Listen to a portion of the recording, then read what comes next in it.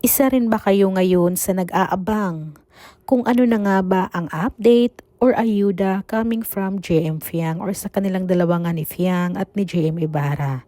At ito na nga guys, ganap nila ay nagpunta sila sa Urban Smiles kay Doc RFD nga ito.